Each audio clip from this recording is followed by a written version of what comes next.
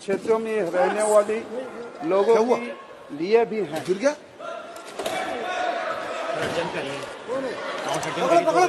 सभा की कार्यवाही 2 बजे तक के लिए स्थगित की जाती है।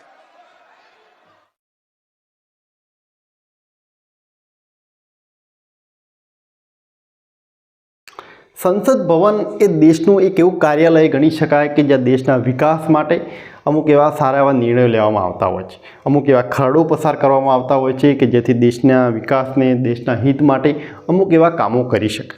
અને આ સંસદ ભવનમાં આપણા સાંસદો એટલે કે મેમ્બર ઓફ પાર્લામેન્ટ કે જેને આપણે લોકસભાની ચૂંટણીમાં જેને આપણે મત આપીને ત્યાં મોકલતા હોઈએ છીએ એ લોકો ત્યાં બેસતા હોય છે, ત્યાં દેશના વડાપ્રધાન પણ બેસતા હોય છે। એટલે એવી જે જગ્યા છે કે આવા જે દેશના હિત માટે જે લોકો કામ કરી રહ્યા છે એવા લોકો જ્યાં પોલિટિશિયન જ્યાં બેસતા હોય છે એટલે સ્વાભાવિક છે કે એમની સુરક્ષા માટે પણ ઘણો બધો એવો બંદોબસ્ત પણ કરવામાં આવતો હોય છે। પરંતુ સંસદ ભવનમાં આજે એક ઘટના બની। 2 યુવાનો બાલ્કની જે કોરિડોર છે ત્યાં ઊભા હતા અને ત્યાંથી તેઓ સંસદ ભવનના નીચે તેઓ કલર સ્મોક ફેંકે છે અને પછી તેઓ પણ ઉતરે છે અને સંસદ ભવનમાં દોડ લગાવી દે છે અને એમને પકડવા સાંસદો પણ લાગી જાય છે। એટલે એક સુરક્ષાને લઈને ઘણો એક વિવાદ ઊભો થાય જો કે કઈ રીતે આવી મોટી ભૂલ થઈ। જો કે એ લોકો જ્યારે આવતા હોય તે સ્વાભાવિક છે કે જ્યારે કોઈ સંસદમાં પ્રવેશ કરે તો ડાયરેક્ટ તો મનમરજી મુજબ તો કોઈ કરી ના શકે, એમને માટે એક એન્ટ્રી પાસ જોઈએ, બધું જોઈએ। અને એ લોકો જે એન્ટ્રી પાસ લઈને જે આવ્યા હતા એવું કહેવાય છે કે એમને મદદમાં બીજેપીના સાંસદે એમને અંદર પાસ કરાવ્યા હતા। અને જ્યારે તેઓ બાલ્કનીથી આખું જે કલર સ્મોક કરીને આખું સંસદ ભવનને પીળું પીળું આખું ધુમાડાથી કરી દે છે ત્યારે ઘણા બધા પ્રશ્નો પણ ઊભા થાય છે કે આ લોકોએ આવું કેમ કર્યું।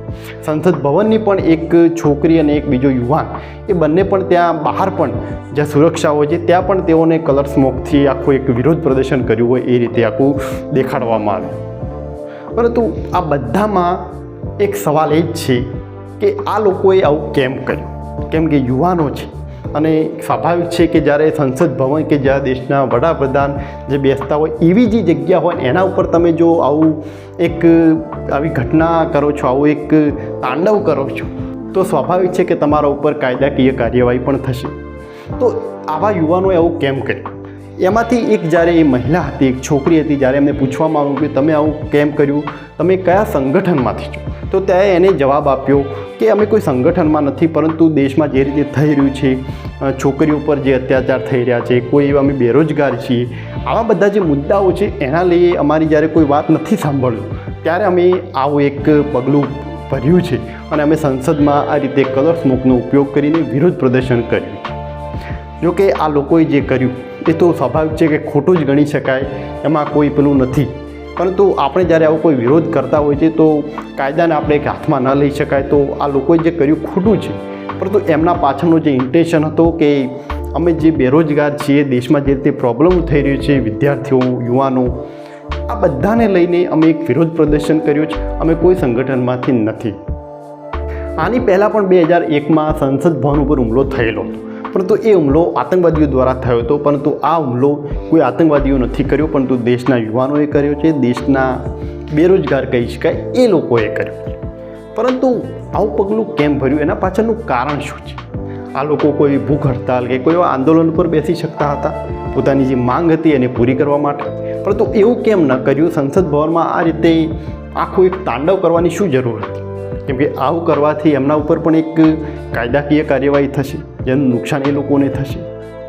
પણ થોડા મહિના પહેલાં હરિયાણામાં એક કેસ બન્યો હતો કે જે ખેલાડીઓ છે કે જેમણે દેશ માટે ગોલ્ડ મેડલ જે લાવ્યા હતા અને એમણે જ્યારે ગોલ્ડ મેડલ લાવ્યા છે ત્યારે દેશના પ્રધાનમંત્રી મોદી પણ એમની જોડે ફોટો પડાવવા ગયા હતા।